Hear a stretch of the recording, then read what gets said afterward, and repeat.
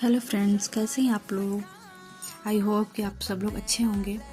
तो गाइस, मैं आप लोगों से बोली थी ना कि मुझे तिलक में जाना है, तो मैं आप लोगों को ड्रेस दिखाऊंगी। तो नहीं दिखा पाई क्योंकि टाइम नहीं मिला, बहुत बिजी थी। वो घर का काम की, उसके बाद मुझे मार्केट जाना था हेयर स्ट्रेट कराने के लिए, क्योंकि बहुत ही ज़्यादा मेरे हेयर रफ़ हो चुका था, तो ज़रूरी था हेयर स्ट्रेट कराना।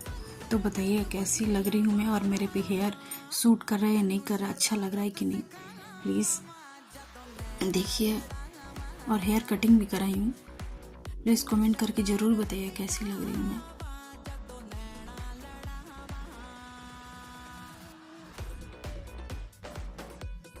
तो गाइस देखिए, ये है मेरा final look.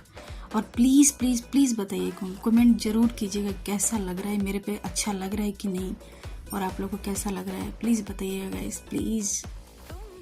Okay guys, thank you, bye bye, and do like and subscribe my channel. Thank you, bye bye, take care.